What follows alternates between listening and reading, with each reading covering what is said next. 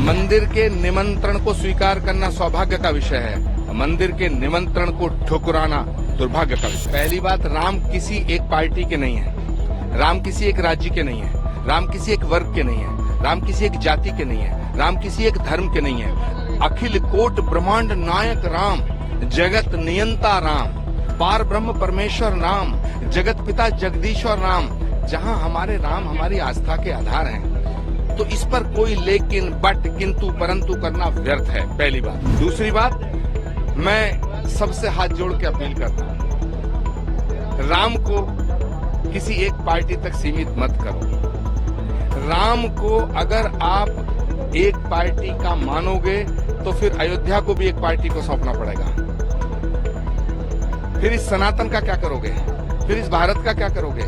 मैं फिर कहना चाहता हूं कि जो राजनीतिक लोग, जो नेता, जो पॉलिटिकल पार्टियां भगवान राम के निमंत्रण को अस्वीकार कर रही हैं, ये गलत कर रहे हैं। देखिए, भगवान राम का दर्शन जब भी किया जाए उसका कोई प्रयोजन नहीं होता, लेकिन हाँ, आज एक विशेष प्रयोजन भी है। आज कांग्रेस की महासचिव आदरणीय प्रियंका गांधी का जन्मदिन है और मैं रामलला से ये प्रार्थना करने आया हूं कि भविष्य में वो देश की प्रधानमंत्री बने। देखिए, हमारे परम सौभाग्य का विषय है कि हम भगवान श्री राम की जन्मभूमि का मंदिर पूरा होते हुए अपनी इन आंखों से देख रहे हैं। कितनी आंखें थीं जो बंद हो गई ये सपना देखने के लिए। कितने ही संघर्ष, सदियों का संघर्ष, सदियों की लड़ाई, मुकदमाबाजी, अदालत, तारीख पे तारीख, तारीख पे तारीख, तारीख पे तारीख। लेकिन आज वो दिन आया है कि 22 जनवरी को मुझे ऐसा लगता है कि भगवान श्री राम के अवतरण की तिथि है रामनवमी। रामनवमी को भगवान श्री राम का अवतरण हुआ था और ये जो 22 जनवरी है ना, ये भारत में राम राज्य की पुनर्स्थापना की तिथि है।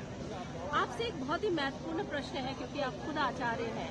सवाल उठाया जा रहा है कांग्रेस के वरिष्ठ नेता दिग्विजय सिंह जी के द्वारा कि राम मंदिर का निर्माण पूर्ण नहीं हुआ है और धर्म के आधार पर ये बिल्कुल भी गलत है कि प्रभु राम की प्राण प्रतिष्ठा हो। ये धर्म विहीन है। कैसे, क्या कहेंगे आप? क्या वाकई में ये धर्म विहीन है? देखिए, पहली बात तो नेताओं को धर्म की व्याख्या करने से बचना चाहिए।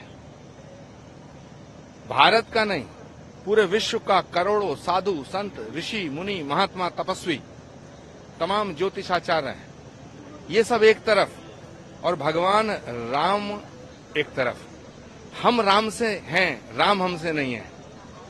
ये जो ब्रह्मांड है ये पूरा राम संचालित करते हैं। हमारे शास्त्रों में एक सूत्र है, शुभस्य शीघ्रम। जो शुभ काम है उसको जल्दी करो, जो शुभ काम है उसमें रोड़े मत अटकाओ। भगवान राम का मंदिर बन के तैयार हुआ है, इसका स्वागत करो। ये भारत का उत्सव है, ये भारत का गौरव है, ये हमारे सनातन का उत्सव है। इसमें विघ्न डालना छोड़ो और मैं तमाम राजनीतिक लोगों से अपील करना चाहता हूं कि इस निमंत्रण को स्वीकार करो। राम सबके हैं, सब राम के। लेकिन स्वीकार तो नहीं किया है, कांग्रेस के वरिष्ठ नेताओं ने स्वीकार नहीं किया। मंदिर के निमंत्रण को स्वीकार करना सौभाग्य का विषय है, मंदिर के निमंत्रण को ठुकराना दुर्भाग्य का विषय। लेकिन आप बताइए, क्योंकि आप इसी पार्टी से ताल्लुक रखते हैं और अब आप कह रहे हैं ये दुर्भाग्य का विषय है, क्या अभी कभी आपने समझाने का प्रयास किया है वरिष्ठ जन होने के नाते, आचार्य होने के नाते, कि इस तरीके, क्योंकि वो तो साफ तौर पर कह रहे हैं कि बीजेपी जो है वो कुटिलता कर रही है, कुटिल राजनीति कर रही है और ये सिर्फ राजनीति है। इलेक्शन को मद्देनजर रखते हुए राम मंदिर का प्राण प्रतिष्ठा कर रहे हैं, धर्म विरोध।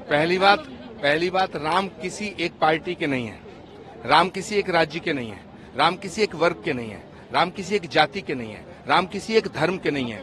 अखिल कोट ब्रह्मांड नायक राम, जगत नियंता राम, पार ब्रह्म परमेश्वर राम, जगत पिता जगदीश्वर राम।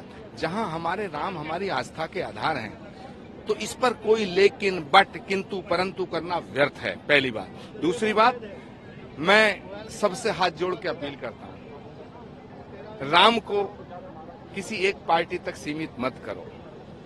राम को अगर आप एक पार्टी का मानोगे तो फिर अयोध्या को भी एक पार्टी को सौंपना पड़ेगा। फिर इस सनातन का क्या करोगे, फिर इस भारत का क्या करोगे, क्योंकि राम के और सनातन के बिना भारत की कल्पना नहीं की जा सकती है। मैं फिर कहना चाहता हूं कि जो राजनीतिक लोग, जो नेता, जो पॉलिटिकल पार्टियां भगवान राम के निमंत्रण को अस्वीकार कर रही हैं, ये गलत कर रहे हैं। पुनर्विचार करना चाहिए।